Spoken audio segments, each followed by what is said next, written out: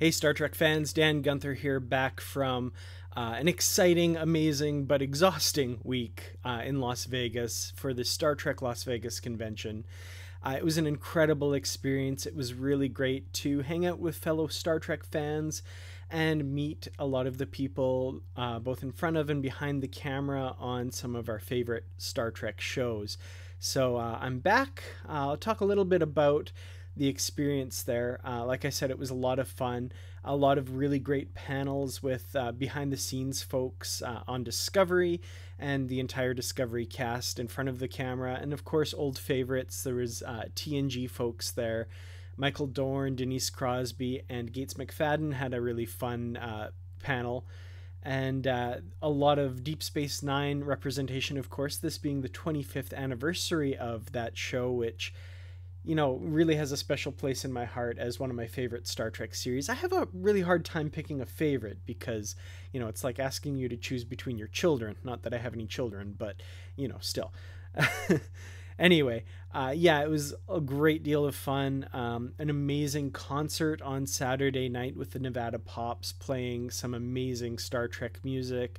I got the evening's program signed by Michael Giacchino after the show, which was really cool. On Sunday night, to kind of close things out, not close things out, I kind of skipped the Rat Pack thing at the end of the evening. We were pretty exhausted, but we did see the screening of Far Beyond the Stars, and then the panel afterwards with the writer behind the show, Ira Stephen Bear as well, and a lot of the stars that were in the show as well. So that was a lot of fun. Of course, the biggest news to come out of the Las Vegas convention was the announcement that Captain Jean-Luc Picard would be returning. Patrick Stewart is returning to his role as Picard, not necessarily Captain Picard according to him, but something very different that we've never seen before, in his words. So this would, like I said in a previous video, take place 20 years after Nemesis, and feature a very different situation, something that we've not seen before. So this is something that's pretty exciting. One of the things that really excites me about this is that it is apparently the brainchild of Kirsten Buyer, who is one of my favorite Star Trek novelists. And this leads me to another subject that a lot of people have been asking me about, because I'm a lover of the Star Trek novels. I do the Literary Treks podcast, and I review a lot of the novels here on the channel and on my website at treklit.com. And there's this really rich continuity that's been building since the end of Star Trek Nemesis. The novels have carried the crews of TNG, DS9, Voyager. They've carried them all forward and expanded that story in ways that, books usually aren't free to do if there's still things being written for films and television in a particular franchise. But they've been allowed to carry it forward, and of course, if you've read those novels, a lot of developments have happened for Captain Picard. He's married Dr. Crusher, had a son with her. They've continued the voyages of the Enterprise E through a number of huge scenarios. The Star Trek Destiny trilogy featured an overwhelming Borg invasion that killed billions in the Federation. We have things like the Fall series, where there's a huge political shift in the Star Trek universe. And a lot of people are worried that this new series, set 20 years ahead of where we left off with Nemesis, will maybe overwrite a lot of that stuff. And I mean, I'm here to unfortunately not really reassure you. Star Trek books have always been non-canon, regardless of the wishes or desires of anybody who's read them. And I mean, this has happened many times in the past. There are a lot of Star Trek novels written in the 80s and 90s that are simply not a part of continuity anymore because they've been overwritten by what has come in canon Star Trek. Canon Star Trek, that beloved C word that's the bane of all Star Trek fans' existence, is anything that's presented on screen in a television show or a movie. Now, there's some other definitions that kind of make things a little bit more murky. Is the animated series canon? I tend to think so. Gene Roddenberry at one point did not consider it canon. But, a lot of those ideas have been used in other episodes of live action Trek since then. So, you know, I tend to think of it as canon.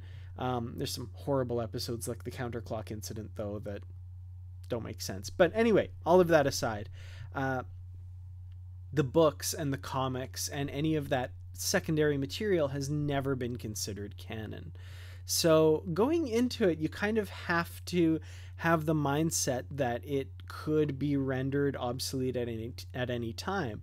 Now, the thing is, I don't get really worked up about it because, you know, those books still exist. They still sit on my shelf. The emotions that they stirred in me and the enjoyment that I got out of the stories all still exist. It's all still very real. And the whims of a television network or a film studio don't have an impact on that for me. They do have an impact on whether or not they continue to be written, however, which is where I would be sad if this show came along and wiped out a lot of what I really liked about that post-Nemesis continuity. However, I will say there are a few things that set my mind at ease a little bit. For one, we've just gotten an announcement of the 3 new Star Trek novels coming in 2019, and among those 3 is a Star Trek The Next Generation novel, Available Light, written by Dayton Ward, which continues those post-Nemesis stories. And the other thing you have to remember is we're not quite at the point where this new TV show will take place. The new TV show is said to take place 20 years after Nemesis. The novels right now, I think, are 7 or 8 years out from Nemesis. I didn't prepare any notes for this, so I apologize. My numbers are off. But, you know, there's still a good many years gap there. I think about 13 years gap between where the novels are now and where this proposed series is reportedly taking place. So there's time for them to line up those stories and you know, move the novels in a direction that will get them to where we find Picard in this new series that we know nothing about yet, other than Patrick Stewart is in it as Picard, and supposedly it takes place 20 years after Nemesis. So yeah, like there's a lot of time to make those mesh. And the thing is, of course, it could all be wiped out with a single line. You know, Picard says, "I've never married," or something like that. And then the whole marriage between him and Beverly is wiped out. But again, like, this is the risk. And like I say, Dayton Ward right now is working on a novel in that continuity. And I want to share with you something that he said on Facebook, which I found really interesting.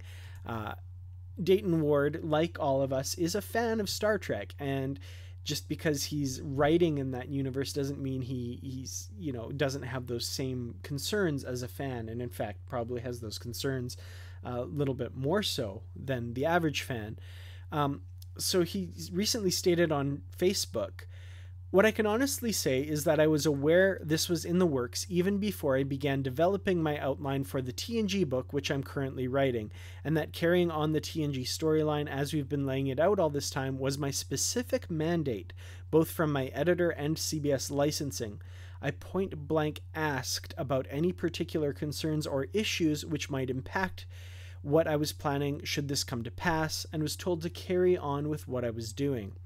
Personally, I'm not too worried about the Treklet status quo, at least as things currently stand, but that's me, speaking only for myself, but based on the conversations I've had about this."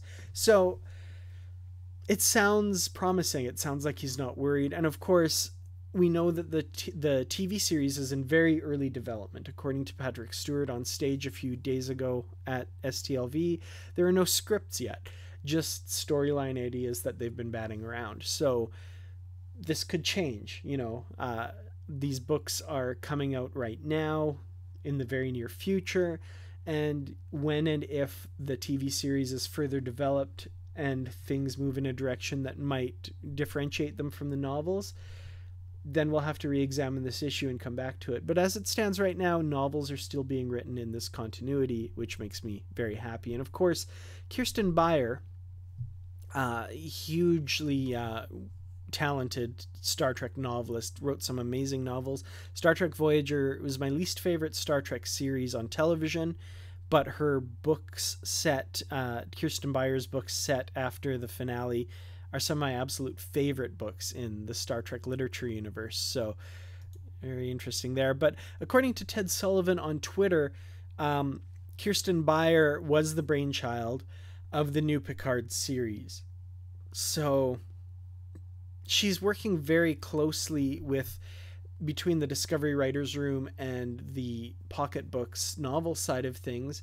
And I've got to think that that maybe won't dictate the direction they take, because, you know, a novel or a storyline in a novel is never going to dictate the direction that a TV show takes. But I'd like to think that her position as a Star Trek writer of novels will at least inform some of the decisions, and maybe that'll be something that is taken into a little bit of consideration. Again, I make no illusions about the status of where Star Trek novels fit in the pecking order with regards to Star Trek. Television and films will always take precedence. We just kind of have to accept that. But in any case, I'm really hopeful for the future of Star Trek novels and Star Trek in general. This is incredible news about the Picard series. The television side of Star Trek right now looks amazing. The film side of Star Trek right now, we've got some news that makes that look a little bit less promising, which I will do a separate video about talking about that. So, but I wanted to keep this one kind of talking about the Picard news and talking about specifically its relation to the Star Trek book world. So, as usual, thank you all so much for watching, and especially, of course, thank you to my Patreon supporters over on patreon.com. I have a new supporter this month at the $5 ensign level. So thank you so much to StarTrekBookClub.com for being a new Patreon subscriber. I really appreciate it. You joined Daniel Munasar at the ensign subscriber level. And thank you also to Michael Wincott at the Lieutenant Junior grade subscriber level. I really do appreciate all of the help that you guys bring in helping me continue this channel and make these videos. If you'd like to help out, please visit patreon.com and sign up to be a Patreon supporter of the channel. I really, really appreciate it. There's also a link at the end of this video. If not, no worries. I appreciate you just watching these videos. It just makes me happy to know that someone out there is watching. So thank you all so much for watching, liking, sharing, and subscribing, and I'll see you in the next video. Until next time, as always, live long and prosper.